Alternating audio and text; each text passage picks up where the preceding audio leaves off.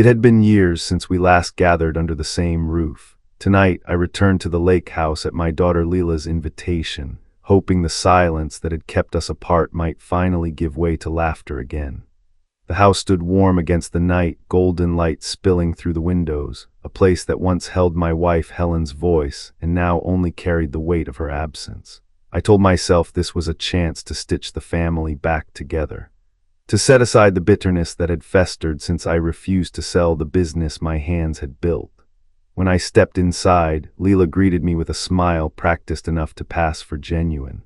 Her husband Grant hovered near her shoulder, his arm draped loosely around her as though he were the host, not the guest in my life. The table was set with polished silver and bottles of wine I had never seen them afford before. Something about the shine felt staged.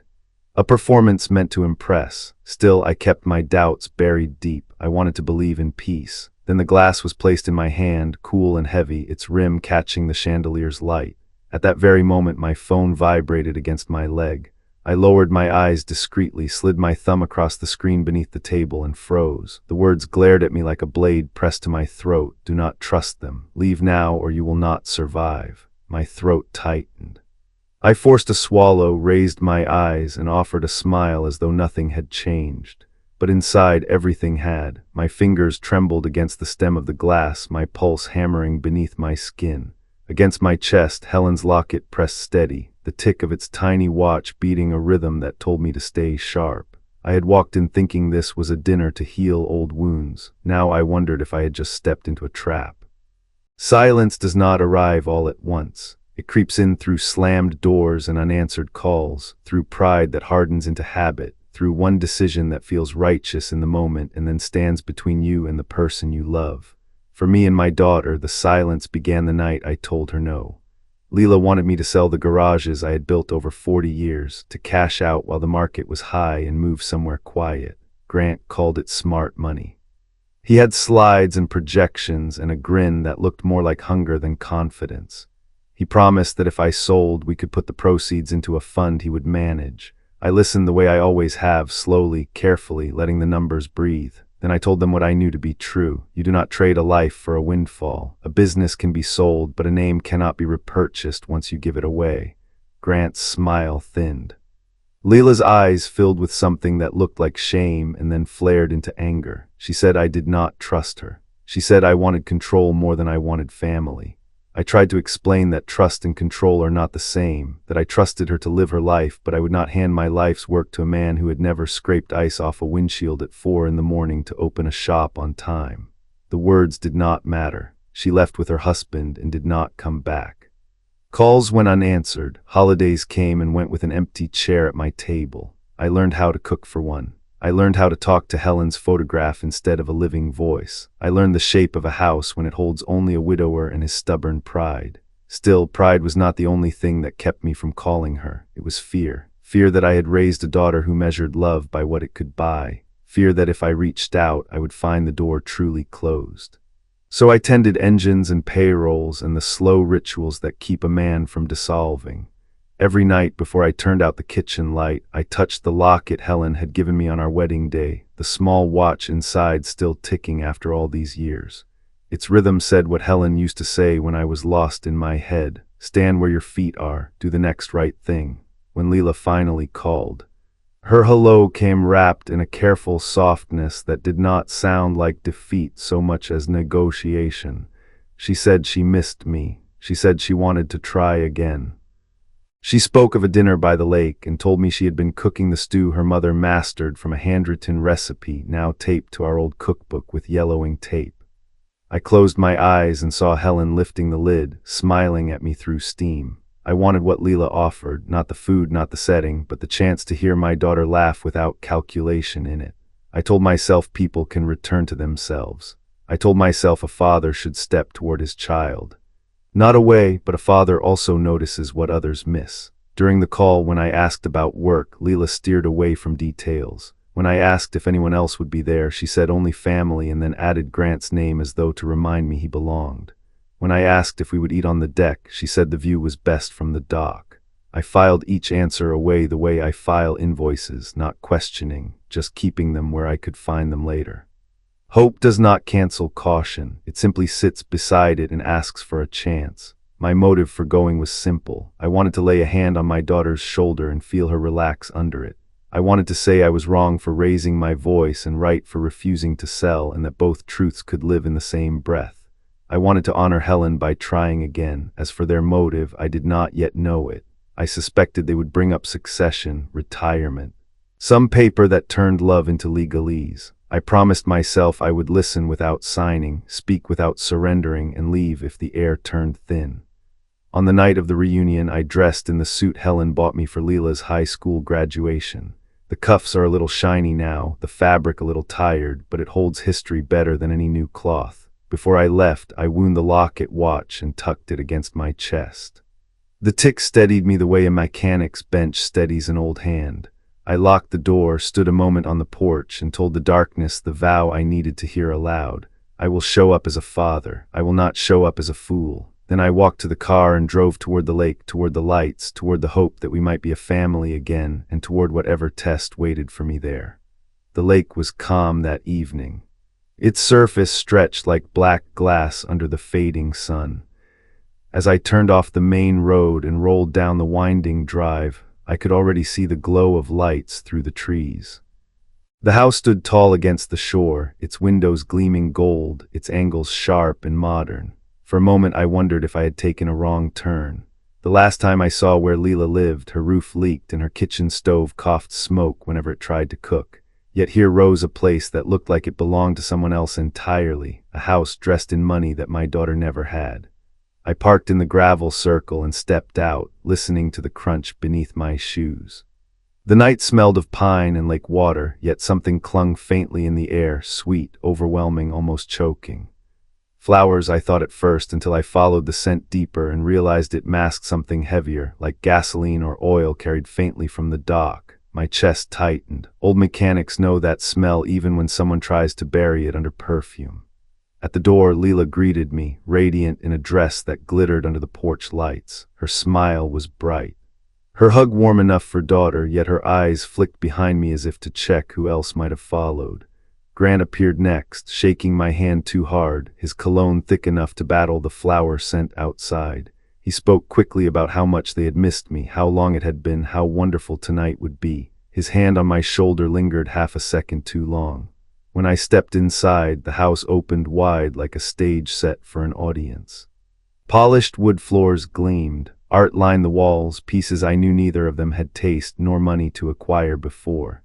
The chandelier glowed over a table set with crystal glasses and silverware that might have cost more than the car Leela used to drive. I paused, trying not to let my astonishment show. Success leaves traces, contracts, announcements, stories, but I had heard none of this. The sudden leap from struggle to grandeur carried a sour note, the kind that told me the melody was not natural. As we moved toward the dining room, I noticed the windows along the lake wall. They reached from floor to ceiling, beautiful panes that opened onto the dark water. I tried one absent-mindedly, pressing against the latch. It did not budge, locked, not from inside, but sealed as though someone had tightened them all from outside earlier. A strange choice for a warm summer night when breezes off the lake were the house's only gift of relief. I said nothing, but the thought stuck with me. The table sparkled with wine bottles, candles, bowls steaming with food. Grant handed me a glass before I even reached my chair. It was already filled, a deep amber liquid that looked thicker than the lighter pours resting at other places. I raised it under the light. The color was darker, the ice inside already half melted, though I had only just received it. Across the table, Grant's own glass looked fresher, brighter, as if poured from a different bottle. I kept my hand steady. But my mind filed the detail with sharp edges. As I sat, I glanced at the coat rack near the door. Life jackets hung there, an odd decoration for a dining room. The straps dangled loose, one buckle snapped clean in two. To any eye it looked ordinary, yet to mine it looked prepared, like equipment meant to fail when someone reached for it in panic. I let my gaze slide away before either of them noticed. Dinner began with polite words, stories rehearsed to sound warm. But I could not shake the scent of flowers hiding something chemical, the weight of windows locked against the night air, the feel of a glass pressed into my hand before I had a chance to pour my own. Every detail hummed like a loose belt in an engine, too faint for others to hear but loud enough for me to know danger lived inside this house. I smiled, lifted the glass just high enough to look polite, and let the ice clink softly, but I did not drink, not yet. The glass was cool in my hand, but I kept it untouched. My smile stayed fixed, the way a mechanic holds a bolt steady while pressure builds, waiting for the right release. Conversation hummed around me, Grant talking about new investments, Leela chiming in with bright laughter that sounded a shade too high, too forced. Beneath the table, my phone vibrated again. I eased it from my pocket, shielding the screen with the edge of the tablecloth. Do not drink. The words glared at me in the glow. My thumb hovered, wanting to type back, wanting to demand who was sending this. But before I could, another message arrived. Do not sign anything. My heart gave a single heavy thud. The glass in my hand grew heavier like lead. I set it down carefully, hoping no one saw the tremor in my fingers.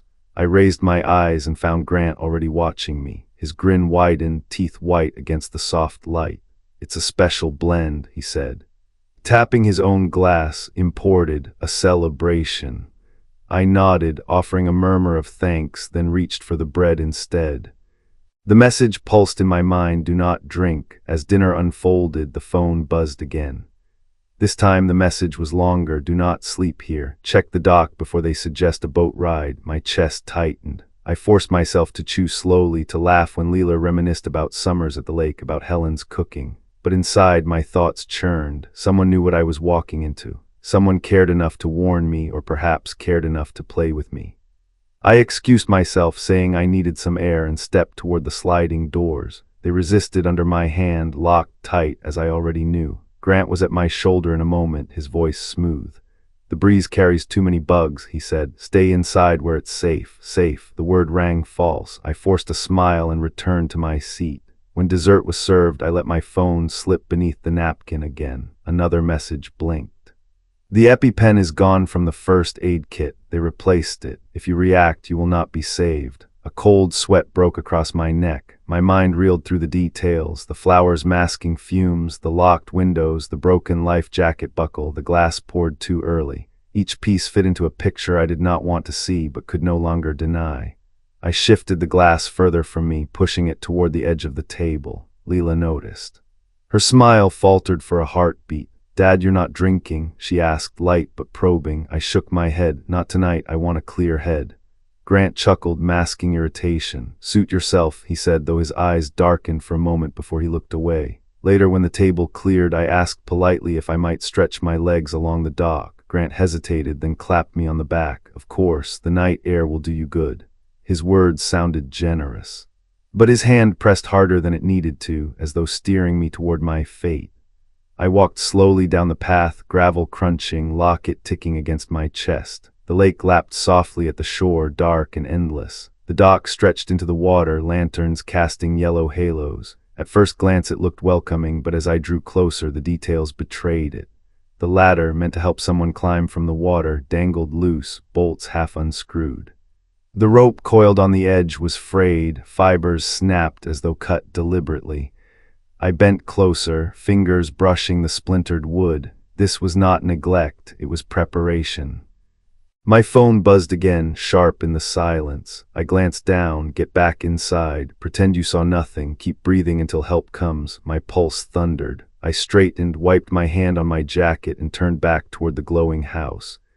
Inside, they would be waiting with smiles, with more talk of family and future. But now I knew the dinner was not about healing. It was a stage, and I was the mark. The only question left was how long I could play my part before the curtain dropped. When I stepped back into the house, the warmth of candles and polished wood felt more suffocating than the night air outside. Grant looked up from the table, his smile rehearsed and sharp. "Everything all right out there, old man?" he asked, tone laced with mock cheer. I forced a nod, letting the lie rest easily on my lips. The lake is quiet, just like I remember. He seemed satisfied, or at least willing to pretend he believed me. I excused myself again, this time to freshen up before the next course. The hallway stretched dim and narrow, lined with framed photos of smiling faces that looked staged hollow. My footsteps echoed against the hardwood as I moved toward the kitchen. That was when I heard it, a whisper, barely more than breath. "Mr. Harris." I turned quickly. Emily, the housekeeper. stood half hidden in the doorway to the pantry. She had been with Leela only a few years, a quiet woman with tired eyes and hands that looked too thin for the heavy work she carried. She glanced down the hall, then beckoned me in with urgent fingers. My pulse spiked, but something in her eyes told me this was not a trap. I stepped inside, closing the door softly behind me. Her voice trembled. "Sir, you must be careful. They are not planning what you think." She reached into her apron and pulled out a folded paper, sliding it across the counter. My hands opened it. Inside were copies of insurance forms, freshly dated, naming Grant as beneficiary. At the bottom, a space for my signature. My chest tightened. It was exactly what the text messages had warned. Emily lowered her voice even further. "I overheard them 2 nights ago. They spoke in the study after midnight. They said tonight would be the end of your stubbornness. They mentioned the boat, how an accident would solve everything, and they switched something in the medicine cabinet. I saw Grant holding an EpiPen package, but when I checked later, the injector inside was gone." Her words sank like stones in my gut. I thought of the broken buckle on the life jacket, the ladder loosened on the dock, the drink placed too quickly into my hand. Each piece aligned into a grim design. I met her eyes. "Why are you telling me this?" She pressed her lips tight, then whispered, "Because your wife once helped me, years ago when she was still alive. I worked at the diner by the highway, struggling to keep my job. She left a tip larger than the bill. Told me to never let myself be erased. I never forgot her kindness, and I will not watch them erase you." For a moment I could hardly breathe. Helen's memory reached through this woman's courage, steadying me more than the ticking lock it ever could. I placed my hand on Emily's arm. "You risk yourself by speaking." She shook her head. "I risk more if I stay silent." From her pocket she drew a small brass key. "This opens the study desk. Inside are documents, contracts, bank transfers. You need to see them, but be careful. Do not let them suspect. If they know I helped, it will not be me they punish first. It will be you." I folded the papers back into my jacket, the key pressing like fire against my palm. "Thank you," I whispered. She nodded quickly, then slipped back into the hallway with the ease of someone who knew how to disappear. I lingered a moment in the pantry, steadying my breath. The weight of what I had just learned pressed against me. An ally existed inside these walls, fragile but real, tied not by blood but by memory of Helen's kindness. And now the silent messages made sense. Emily had to be the one sending them, slipping warnings when Grant's attention wavered. She was risking everything to give me a fighting chance. Straightening my jacket, I stepped back into the corridor. The hum of laughter floated from the dining room, brittle and rehearsed. Grant's voice carried above the rest, boasting about future ventures, promising wealth that gleamed like fool's gold. Leela's laugh followed, softer, hesitant. I touched Helen's locket, the tick steady against my chest. Tonight was not just a dinner. It was a game of survival played at my own table, with family turned into predators. But now I was not alone. An invisible ally moved within the house, carrying the memory of my wife's voice and the courage to speak when silence would have been safer. The thought steadied me as I walked back into the dining room. The play was still running, but I no longer felt like a cornered man. I felt like someone waiting for his cue, ready to turn the stage against its actors. The study smelled of polished wood and secrets. I waited until Grant's booming voice rose over another story, his laughter filling the dining room, before I excused myself once more. "I need to use the restroom," I said lightly, patting my stomach as if the meal were heavier than I could handle. Leela gave me a distracted smile, already pouring more wine into her glass. Grant barely looked up, his attention lost in a toast to himself. That was my window. The key Emily had slipped into my hand felt heavier than it should have. I walked down the hallway, steps steady, resisting the urge to glance over my shoulder. At the door to the study, I paused. A flicker of Helen's voice echoed in memory. "Stand where your feet are." I slipped the key into the lock, turned it gently, and the tumblers clicked open with a whisper. Inside, the room was dim, curtains drawn tight. A single lamp on the desk cast a pool of light over stacks of paper. The desk itself looked ordinary, but when I slid open the middle drawer, I found what I feared. Contracts, crisp and recent, naming me as the retiring owner of the garages and Grant as the sole successor. Some pages even bore what looked like my signature, traced well enough to fool an untrained eye. Forgery. Bold and precise, my jaw clenched. Further down the drawer lay insurance policies, one then another, then several more, all tied to my name but redirecting benefits to Grant. My throat tightened as I scanned the dates. The most recent had been updated just 2 weeks ago. My death, it seemed, had been calculated into a profit margin. I pulled out my phone and snapped photos, careful to angle the lens so the dates and names were clear. Each click felt like a hammer striking steel, echoing through the silence. I then opened my email, attaching the files and sending them to Dana, my lawyer, with a subject line that could not be ignored: if anything happens to me. I set the message to delay send in 10 minutes, insurance against interruption. As I tucked the papers back into place, my fingers brushed against something else in the drawer, an envelope unsealed. Inside were photographs: me at the gas station, me walking into the grocery store, me unlocking the garage door at dawn. All candid, all taken without my knowledge. Surveillance, my breath caught. They had been watching me, waiting, gathering evidence not to honor me but to bury me. I placed the photographs back with slow precision, forcing my hands not to shake. Then I slid the drawer closed and stepped back, heart hammering so loudly I feared it would echo through the walls. That was when I heard it, footsteps in the hallway, slow and deliberate, heading in my direction. I killed the lamp and slipped into the shadowed corner of the room. The doorknob rattled. A voice followed. Casual but probing. "Dad, you lost." It was Grant. His tone held no warmth, just the edge of suspicion. I forced my breath calm, then flicked the light back on and opened the door from the inside. "I was looking for the bathroom," I said with a sheepish chuckle. "These hallways all look the same." My laugh carried the practiced ease of a man who had lied once or twice to keep peace at the dinner table. Grant's eyes narrowed, scanning the room behind me. He lingered a second too long, as though he could sense the shift in air. Then his smile returned, polished and false. "You should have asked. Let me show you." He clapped a hand on my shoulder, steering me gently but firmly down the hall. His grip was strong, too strong, the kind of grip that meant I know. I let him guide me back toward the dining room, heart still thundering but face relaxed. The locket pressed against my chest, its tick steady, grounding me. Inside that study I had found their plan written in black and white. Insurance, fraud, forged signatures, surveillance, enough to bury them if I lived long enough to present it. I reminded myself of Emily's words: be careful, do not let them suspect. Tonight was still young, the play was still running. My role was not to explode but to endure, to carry the evidence inside me like a hidden weapon until the moment came to strike. When we re-entered the dining room, Leila looked up with a smile too wide, too brittle. Grant slid back into his chair, raising his glass once more. "To family," he declared, eyes glittering. I lifted my empty glass and let the ice clink, echoing hollow against the rim. Inside, I thought of the papers, the photographs, the signatures that were not mine, and I promised myself one thing: before the night ended, their mask would crack. When I returned to the dining room, the air felt heavier than before, thick with wine and expectation. Leila sat straighter in her chair, her hands folded neatly in her lap, but her eyes flicked between me and Grant as if waiting for a signal. Grant leaned back, smugness dripping from the angle of his grin. I had seen that look before in younger men at card tables who believed the game was already theirs. I lowered myself into the chair, the ticking of Helen's locket steady against my chest. The papers and photographs I had seen in the study were still burning in my mind.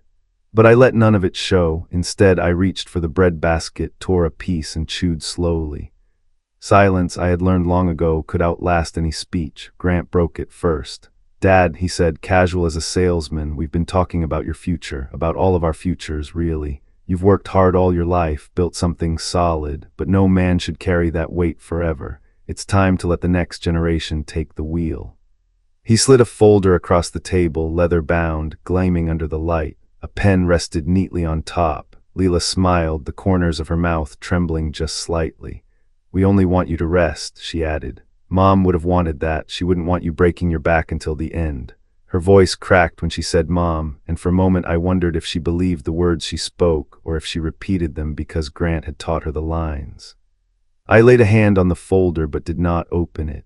"Do you remember," I asked, "the summer Helen cooked fish on the old grill by the lake, the one that burned half the porch railing?" My voice was soft, thoughtful. The question had nothing to do with contracts, but everything to do with stalling. Leila blinked, caught off guard, then let out a small laugh. "I was 8, she said. "You yelled about the railing for weeks. And your mother laughed until she cried," I added, smiling at the memory. She said the railing could be fixed, but laughter like that never came twice in a lifetime.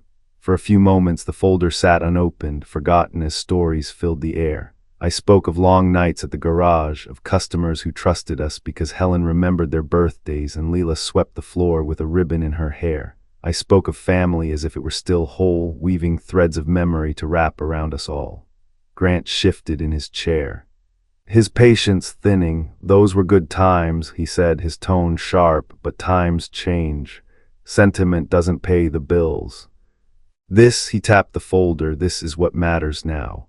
I let his words hang, then leaned back, folding my hands across my stomach. "Tomorrow," I said gently. "I'll look tomorrow. Tonight is for remembering, for family." His jaw tightened, though he masked it quickly with a smile. "Of course, tomorrow then." But the way his eyes darkened told me he had wanted it signed tonight, before the night air cooled, before my head cleared, to divert again.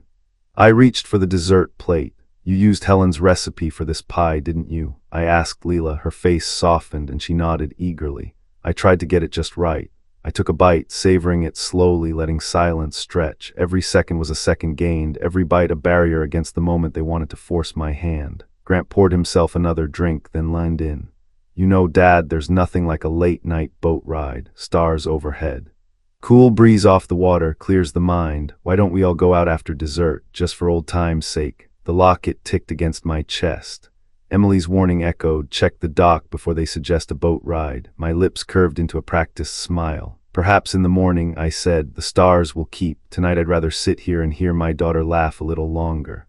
Leela hesitated, torn between Grant's expectant glance and the warmth of my words.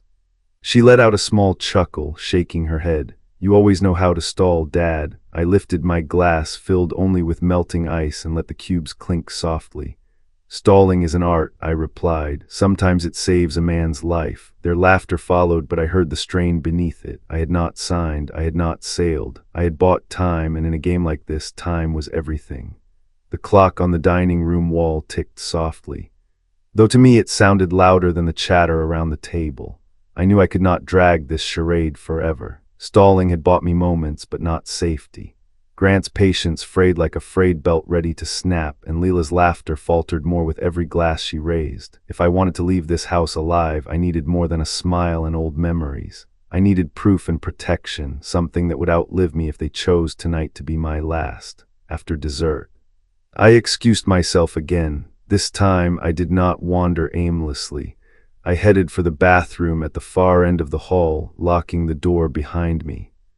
My reflection in the mirror looked older than it had at dinner's start, lines deeper, eyes sharper. I pressed my palms against the cool sink, breathing once, twice, then drew out my phone. The photographs I had taken in the study waited in my gallery, each one clearer than the last. Contracts, policies, forged signatures.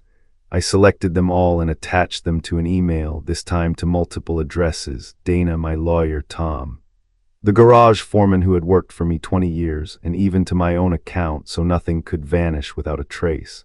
The subject line read, "If anything happens to me, investigate Grant and Layla."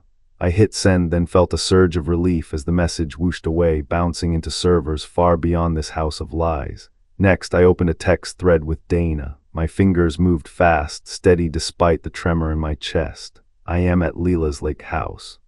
Grant trying to make me sign forged papers, insurance policies in his name. Dock sabotaged. Please alert police, do not delay."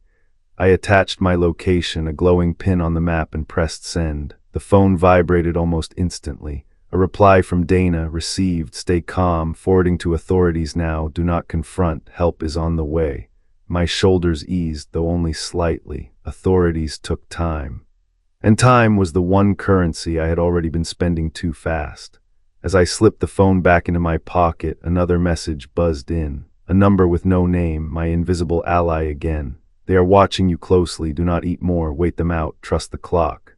The words sent a shiver through me. Trust the clock. My hand instinctively touched Helen's locket, its ticking steady against my chest. Yes, I thought, time was my shield. I flushed the sink to cover the silence, then stepped back into the hall. The house seemed quieter now, though I knew it was only my nerves sharpening every sound. The creak of a floorboard in the living room, the clink of a glass set too hard on wood, the low murmur of Grant's voice, impatient, clipped. When I returned to the dining room, Grant leaned forward, elbows on the table, eyes sharp. "Everything all right, old man?" he asked. The way he spat old man carried no affection. I smiled thinly.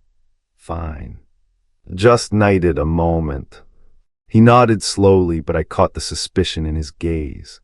Leela avoided my eyes, swirling her wine as if the liquid might offer her courage. I sat, folding my hands on the table, the image of calm. Inside, though, I knew the balance had shifted. The documents were no longer hidden, the warnings no longer ignored. Police had my location. Evidence lived in multiple inboxes. If they struck now, they would not just kill a man, they would damn themselves in daylight.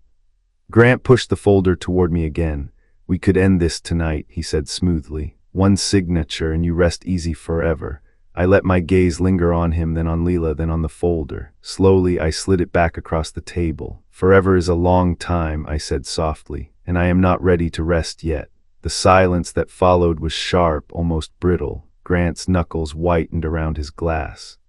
Leela's lips parted as though she wanted to speak, but found no words. I leaned back, locket ticking like a metronome against my chest, and thought, help is on the way. I only need to last until the sirens cut through this silence. The air in the dining room had shifted. It was no longer warm with the false glow of reunion, but sharp with tension, like the stillness before a storm. Grant sat with his shoulders stiff. His eyes narrowed on me as if trying to measure how much I knew. Leela poured herself another glass, though her hand trembled slightly, the wine sloshing at the rim. For the first time all evening I saw it, a crack in her composure, a fissure that told me not all was as united as they wanted me to believe. Grant broke the silence first. "We are wasting time," he muttered, his smile gone, voice tight. He tapped the folder with a finger, the sound sharp as a hammer. This could all be finished if he would just sign. Leela's eyes flicked toward me, then away. She swirled her glass, her voice lower, hesitant. Maybe we should wait. Pushing him tonight only makes it harder. He came here to see me, not to be cornered." Grant's head snapped toward her, his jaw tightening. "You knew what tonight was for." His words were quiet but hard, each syllable laced with accusation. My pulse steadied. I let my gaze drift between them. Careful not to smile, though inside I felt the faintest flicker of hope. Pressure was fracturing their front. I did not need to drive the wedge too deep, just enough to let it split on its own. I leaned back in my chair, letting my voice carry the weight of memory. "Leela," I said softly, "your mother used to tell you that family was not about papers or signatures. It was about trust. You remember? She used to braid your hair on Sunday mornings, and she would whisper it every time you asked why I worked so hard." Her eyes glistened, and for a moment she looked like the girl who once ran to me with scraped knees. She opened her mouth. Grant slammed his glass on the table, the sound jolting her back. "Enough with the sentimental garbage," he snapped. "This is business. He's had his chance. We do it tonight." Leela flinched, her shoulders tightening. "Don't talk to him like that," she whispered. The words were small, but they carried weight. Grant glared at her, his voice dropping to a hiss. "Do not forget who paid for this house. Do not forget who made this life possible. You think your father gave you any of this? He gave you scraps and stubborn pride. I gave you a future." The words hung heavy. I watched Leela's face pale, the color draining as though his mask had slipped too far. She glanced at me, shame flickering in her eyes, then looked down at her plate. I seized the moment. "A future built on lies is no future at all," I said quietly. "And you know it, Leela. You know what Helen would say if she were here. She would tell you that the truth will find its way out. No matter how tightly you try to lock it behind windows and doors." Her fingers tightened around the stem of her glass until it seemed it might snap. For a heartbeat, she looked at Grant with something colder than fear, something closer to resentment. Grant noticed it too. His jaw worked as he tried to reel her back under control. "Go get the papers," he ordered sharply. "Bring them here." But she did not move. She sat frozen, staring at the tablecloth, lips pressed thin. The silence stretched, thick and dangerous. My heart pounded, but I stayed still, letting the moment play out. Finally, Grant pushed his chair back and stood. "Fine, I'll do it myself." He strode toward the hallway, muttering under his breath. His footsteps faded, leaving just me and Leela at the table. She lifted her eyes to me, tears threatening. "Dad," she whispered, voice breaking. "I never wanted it to go this far." I leaned forward, my voice steady. "Quiet enough to hide from the walls. Then don't let it. You still have a choice. Help me end this before it destroys us both." The locket ticked against my chest, steady as a drumbeat. For the first time that night, I saw hesitation in her resolve, the weight of doubt breaking through the mask Grant had forced her to wear. The cracks were widening. All I had to do was survive long enough for them to shatter completely. The table had become a battlefield disguised under linen and crystal. My glass of untouched liquor sat sweating in front of me, while Leela twisted her napkin with trembling hands. Grant returned from the study, a folder in his grip, his expression a mask stretched too tight across the anger beneath. He dropped the papers in front of me, the pen balanced neatly on top. "Enough games," he said, his voice was cold steel. "Sign it tonight, I am done waiting." I stared at the folder, letting silence hang until he shifted impatiently. Then I reached into my jacket pocket and drew out my phone. My fingers were steady, though my pulse thundered in my ears. I placed the phone on the table between us, screen glowing. "I think there's something you should both hear," I said calmly. A single tap and the room filled with his own voice. The recording played sharp and clear. "We'll stage it at the dock. The jacket buckle is already snapped. If he falls, no one will question it. The policies are in place. His stubbornness will finally pay off one way or another." The words echoed through the dining room, undeniable. Leela's face drained of color, her glass slipping from her hand and shattering against the floor. She stared at Grant, horror widening her eyes. You planned this. You wanted him dead." Grant froze, then snarled, reaching across the table. "Give me that." He lunged for the phone, but I slid it just out of reach. The folder toppled to the ground, papers spilling like ash. Leela's voice broke into a scream. "You lied to me, Grant. You told me this was about protecting Dad, about the future. But you were using me, using us." Before Grant could answer, the pantry door opened quietly. Emily stepped forward, her voice steady despite the fear etched across her face. "He is telling the truth," she said, looking at Lila. "I heard them. I heard you both, but he was the one pushing it, the one planning every detail." Grant whirled toward her, face twisted with rage. "You filthy rat," he spat. "You dare," he lunged, but Emily stepped back quickly, her courage unshaken. The phone on the table buzzed with a new message. Dana's name flashed across the screen. "Help is on the way. Stay alive." I tilted the screen just enough for Grant to see, watching the panic flicker across his face. "You think you're clever," he hissed. "One recording won't save you. You think anyone will believe a washed-up old man over me?" His voice cracked with desperation now, the certainty crumbling. Leela's tears streamed down her face as she turned on him, fury cutting through her grief. "Believe you? I just heard you plotting to kill my father, my mother's memory, everything. You spat on it." She shoved his chest hard, the first time I had seen her defy him. "How long have you been planning this, Grant? Since the day you moved into my life." Grant's composure collapsed. He shoved back from the table, knocking over his chair, his voice rising to a roar. "He was never going to give you anything. It was always about him, his name, his pride. I was the only one who saw the future, and I was going to take it with or without you."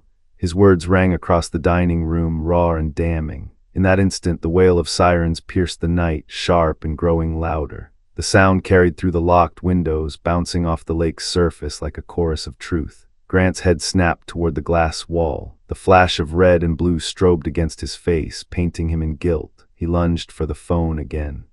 A desperate animal now, but I stood and held it high out of reach. "It is over, Grant," I said, my voice steady. "Your lies are louder than my silence ever was." Outside, the thrum of engines grew clearer. Police boats cut across the lake, their lights casting a jagged path toward the dock. Grant's shout tore through the room, furious and broken, but it was drowned out by the blare of the sirens drawing closer, sealing his fate with every echo. The front door burst open with the crack of authority. Flashlights cut through the polished glow of the dining room, beams slicing across crystal and spilled wine. "Police, stay where you are," the command rang out, sharp and unyielding. Grant spun toward them, his face twisted in fury, the veins at his temples bulging as he raised his hands too late. Officers surged forward, pinning him against the wall, his protests muffled under the weight of handcuffs snapping shut. Leela froze in her chair, tears streaking her cheeks, her body trembling. She looked not at the officers but at me, her eyes wide with shame and something closer to relief. Emily stepped from the shadows, her apron still stained from the kitchen, her hands clasped tightly in front of her. For a moment the three of us stood like witnesses at the end of a long storm, the thunder finally passing but the air still charged. I straightened slowly, the phone still warm in my hand. One of the officers approached, his expression professional but softened with respect. "Sir, we received your lawyer's messages. Do you have the evidence?" I nodded. Sliding the phone across the table, "Everything you need is here. Contracts, insurance policies, recordings, enough to show what was planned tonight." He took it carefully, glancing at the screen before signaling to his partner. The officers moved with quiet efficiency, gathering the folder that had spilled across the floor, bagging it as evidence. Grant cursed from where he was pinned, spitting words that landed like sparks in a dead fire. "You think this changes anything? You think they'll believe a bitter old man? I'll get out. I'll take everything anyway." But his voice had lost its power. The sirens outside still wailed, the reflection of blue and red dancing across the locked windows like judgment itself. His shouts faded beneath the authority of law, his figure shrinking as he was dragged toward the door. Leela finally stood, her legs unsteady. She whispered almost to herself, "I didn't know it would go this far." She looked at me, her voice trembling. "Dad, I thought I was protecting us. I thought I was giving us a future." I held her gaze, heavy with grief but not cruelty. "A future built on deceit is no future at all. You see that now." She nodded slowly, tears falling faster, her shoulders sagging as though years of denial collapsed all at once. When the officers gestured, she followed quietly, her cooperation voluntary, her mask finally gone.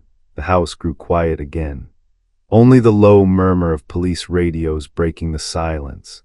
I reached into my jacket, fingers brushing against the cool metal of Helen's locket. I lifted it gently, pressing it to my chest.